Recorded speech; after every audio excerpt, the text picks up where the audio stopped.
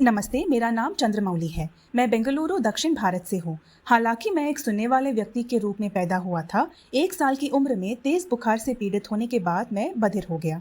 मेरी माँ को बेंगलुरु में एक बधिर स्कूल मिला। प्राथमिक कक्षा में मेरा दाखिला स्कूल में करा दिया गया। सांकेतिक भाषा का प्रयोग नहीं किया गया। इसके बजाय मौखिक संचार केवल अंग्रेजी में सिखाया जाता था। मैंने 10 साल की उम्र तक इस पद्धति का उपयोग करना सीखा। कनाडा से एक बधिर व्यक्ति जो यूएसए में गैलरीट यूनिवर्सिटी में पढ़ता था आया और स्कूल में एएसएल का उपयोग करना शुरू कर दिया।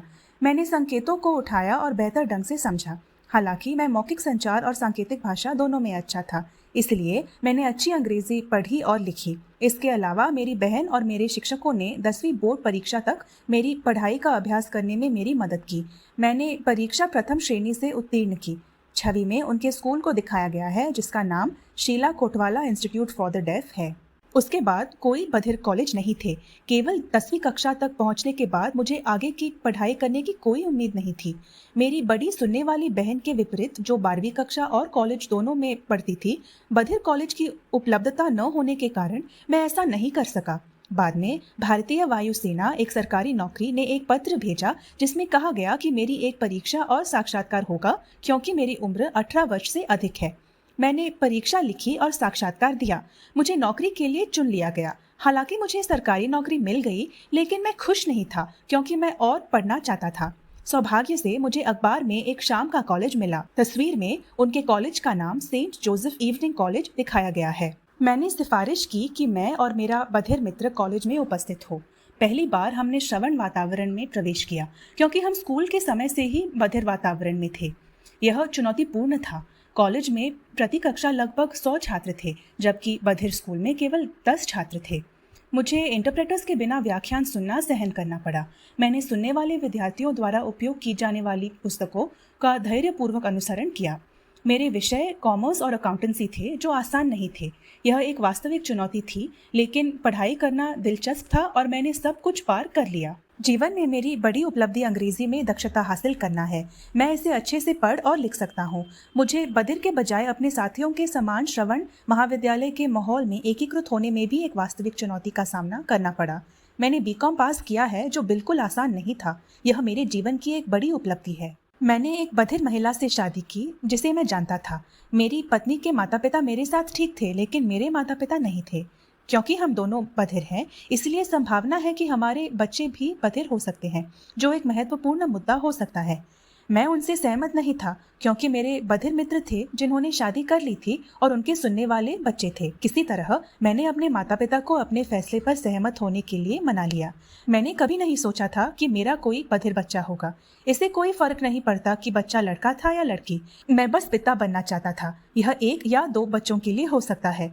मेरी पत्नी ने जन्म दिया और मैं खुश था। 3 महीने के बाद मैंने अपने बच्चे के लिए कुछ अच्छे खिलौने खरीदे, क्योंकि मैं नहीं चाहता था कि जब मैं अपनी पत्नी के साथ हस्ताक्षर करूं तो वह चुप रहे। मैं चाहता था कि मेरा बच्चा खिलौने से गाने सुनकर खुश हो।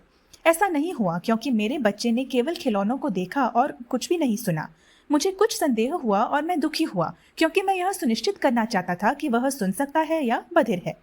मैंने एक ऑडियोलॉजिस्ट से, जो मेरा मित्र है, अपने संदेह के बारे में पूछा। उन्होंने मुझसे अपने बच्चे को श्रवण परीक्षण BERA के लिए लाने के लिए कहा, जिसमें काफी समय लग गया। अंतिम परिणाम यह हुआ कि मेरा बच्चा बधिर निकला। इससे मेरा दिल टूट गया। मेरा बच्चा बधिर क्यों था? इसका मतलब था कि मैं अपने बधिर बच्चे के लिए सुनने के बजाय एक भारी बोझ उठाऊंगा। लेकिन मैं चुनौती स्वीकार करने के लिए तैयार था। मैं और मेरी पत्नी एक टीम के रूप में मिलकर काम करते हुए अपने बच्चे का बहुत ख्याल रखते थे। मैंने अपने अनुभवों के आधार पर उसे पढ़ना लिखना सिखाया। मेरी तरह उसने गलतियां की, लेकिन मैंने उसे तब तक सुधारा जब तक वह 15 साल का नहीं हो गया। वह समझ गया और सुचारू रूप से अपनी यात्रा पर निकल पड़ा। मैं हमेशा पढ़ने और लिखने में विश्वास रखता हूँ, न कि केवल पढ़ने और हस्ताक्षर करने में। यह पर्याप्त नहीं है, लेकिन हस्ताक्षर करना ठीक है। साथ ही यह खूबसूरत भी है। दूसरे, पढ़ना ठीक है। अपने विचारों को सुनने के तरीके की तरह अच्छे व्याकरण के साथ व्यक्त करने के लिए लिखना बहुत महत्वपूर्ण है। दरअसल सुनने का तरीका बधिर तरीके से अलग होता है। सुनने की दुनिया में अच्छे लेखन कौशल महत्वपूर्ण है, जबकि बधिर दुनिया में सांकेतिक भाषा का उपयोग किया जा सकता है। श्री चंद्रमौली की उनकी पत्नी और बेटे के साथ एक तस्वीर। प्रस्तुतियों देते हुए और पुरस्कार प्राप्त करते हुए उनकी तस्वीरें। मैं जानता हूँ कि बधिर होना मेरी पहचान के हिस्से के रूप में चुनौतियों का सामना करता है, खासकर जब भाषा दक्षता हासिल करने की बात आती है। इसलिए मैंने अंग्रेजी दक्षता हासिल करने के लिए लगन से अभ्यास किया। यह इतना महत्वपूर्ण क्यों है? हालांकि बोलना ठीक है, अच्छी अंग्रेजी रखने के लिए अक्सर लिखने, टेक्सटिंग या ईमेल करने की आवश्यकता होती है। कई बधिर व्यक्तियों को बाधाओं का सामना करना पड़ता है। यही कारण है कि मैं उन्हें जूम या सोशल मीडिया जैसी आभासी कक्षाओं के माध्यम से पढ़ाना चाहता हूँ। मैं उन्हें अपने बेटे की तरह ही अच्छा लिखने का अभ्यास करने के लिए प्रोत्साहित करता हूँ। हालांकि भारत भर में 18 मिलियन बधिर व्यक्तियों के बारे में क्या? बधिर बच्चों को पढ़ने और लिखने के लिए प्रोत्साहित करने पर ध्यान केंद्रित किया गया है। अपने विचारों को व्यक्त करने के लिए लिखना बहुत जरूरी है। जब मेरे पास पर्याप्त समय होगा तो मैं पूरे भारत में बधिर व्यक्तियों को अंग्रेजी सिखाने का सपना देख रहा हूँ। सुनने वाले व्यक्तियों के साथ उनके जीवन में भाषण के बजाय लेखन के माध्यम से संवाद करना आसान है।